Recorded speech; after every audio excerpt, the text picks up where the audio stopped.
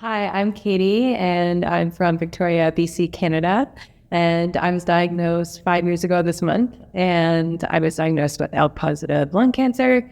It just started off with a cough, and I didn't really think too much of it. And after several months of working with my GP, eventually I just asked for a chest x-ray, and we found a mass in my lung. And a few weeks later, I was diagnosed and starting on, thankfully, a targeted therapy. And I'm happy to say that I've been doing well on my TKI therapy. I've been on 2 now, and just very happy to be celebrating 5 years. Hi, I'm Jan Pezarro, and I'm from West Vancouver, just across the water from Katie. I was actually first diagnosed in 2016, so I've been on this journey 9 years. I have multifocal lung cancer, so I've actually had 3 cancers in that 9-year period. All of them were found at stage 1. And so I've had surgery twice, and I had a stereotactic radioablative therapy for one of them. So I've given up about 40% of my lung tissue to treatment, but I'd never been on a TKI. However, the good news was after my 3rd diagnosis, they actually did do my biomarkers, so now I know my target. And in the probably likely case of a 4th tumor, I'll have another option on the table, which will be a TKI. So I actually came to advocacy a little bit late and a little bit by a roundabout means. It was after my 2nd cancer that the whole mental toll of it really took me down and drove me into depression, and I really needed to refine my way. So what I did actually is I went back to school, and so I applied to and was accepted for graduate programs and enrolled in a master's degree, which made me give me something to think about other than cancer. And in the course of that, the project was that we were working on a book. And so I was researching my book, which was about my cancer journey. And in that process, came across some very startling information about early screening in the United States, that they had this early detection screening program. And I'd never even heard of that. I didn't even know that was a thing. They found my cancer just by accident. They were looking for something else. And so that then led me to sort of, daisy chain it to see, what was happening in Canada. And at that time, that was 2022, BC was the first province to actually announce a screening program. And they were the first province to have a province-wide program. So suddenly I realized that there were some things that needed to change and that I wanted to be part of helping with that change process. So that was when I became involved with Lung Cancer Canada, and that was really my first step into advocacy. It was actually through a fellow advocate who many of you may know, Angus Pratt, who was very, very proud, vocal advocate, and he introduced many of us to many of these things. And so actually it was through Angus that I heard about IASLC, and then after that, then heard about STARS. And so I have an appetite for using knowledge as a means to achieve things. And so when I heard about the STARS program, and I heard about the educational component and the fact that we would be going so in depth into learning about lung cancer and what the latest research is and how to then be a more effective advocate in that arena, and that really appealed to me. So there you go, very long answer. That's how we got to STARS. I think similar to me, I had heard of it from other Canadians actually who had done the program. And although we are a big country, we're also kind of small in the community. And so it's really quick to find someone who's done it before, and I had heard really good things. And I had done a course previously that was done by another organization early on in my diagnosis. And it really helped me become an advocate. And it was really around the science of cancer overall. And so it gave me a great footing. And I felt kind of similar to you when you're exposed to this program from someone else, that, this is a good opportunity to keep learning and keep evolving. And this was going to give me a new set of skills and a different set of skills that I had.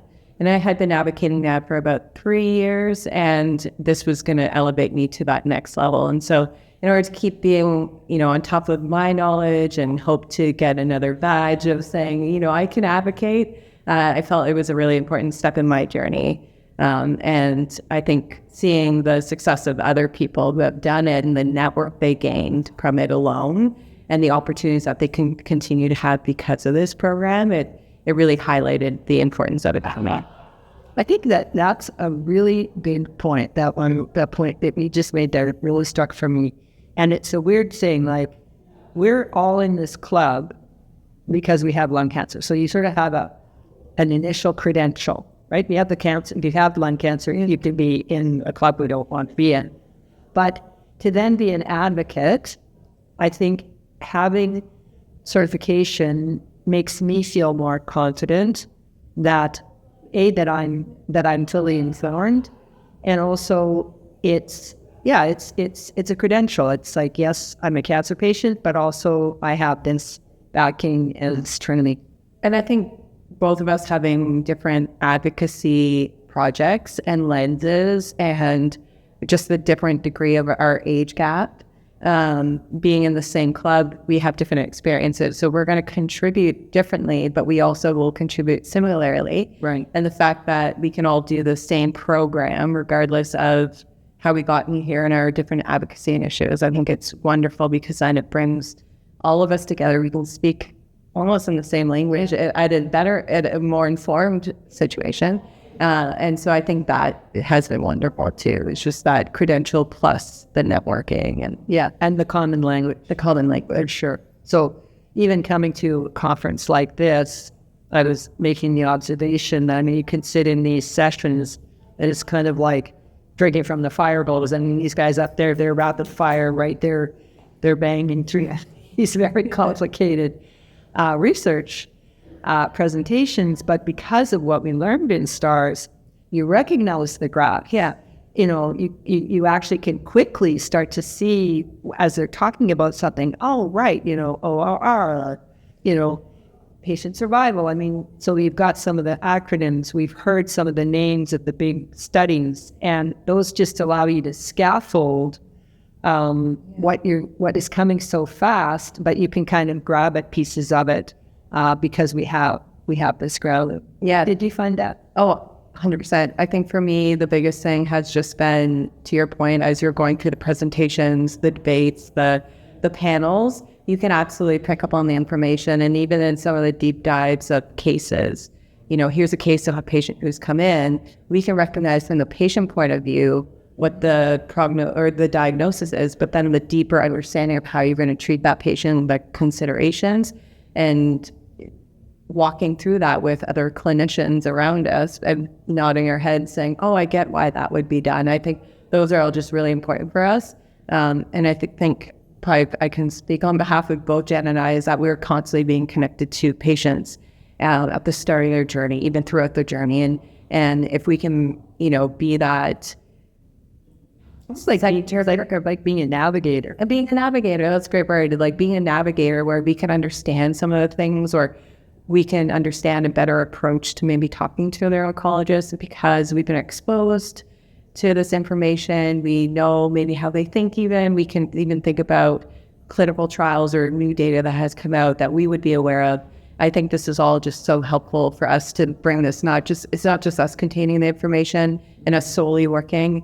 We're literally bringing this to the community around us. And it's been so impactful to see how IASLC is bringing patients across into everything from conferences to the courses to, events, anything. It's really truly part of the organization. And I think it goes to show what should happen at so many other organizations that I hadn't seen it like that before. So it's remarkable. Great role model. Yeah, great role model.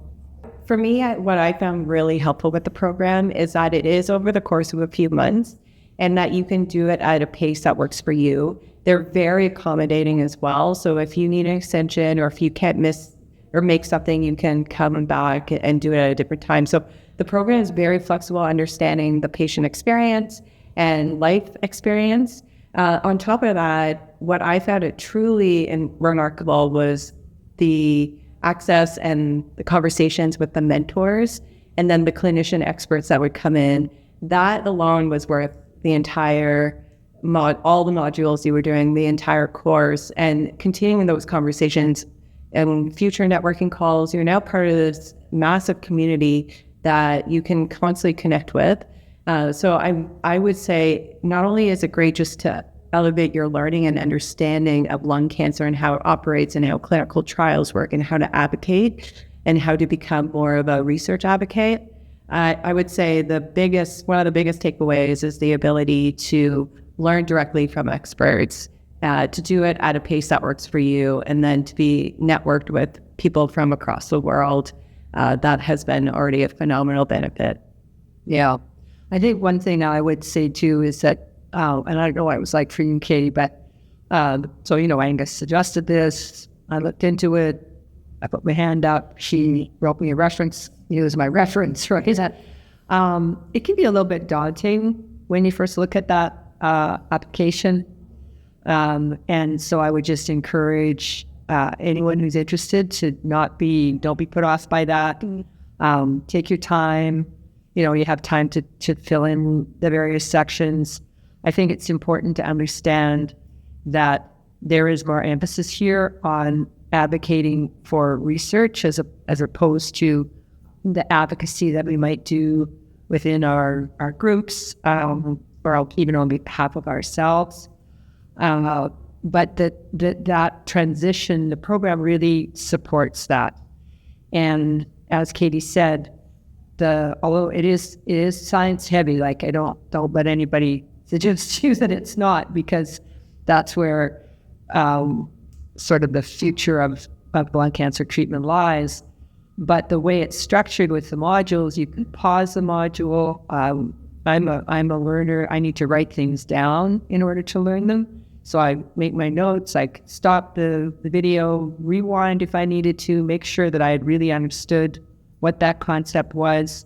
We had like a module in advance of the presentation by the live lecturer. So again, you didn't go into that lecture knowing nothing about the topic. You were, pre-armed. You had the vocabulary.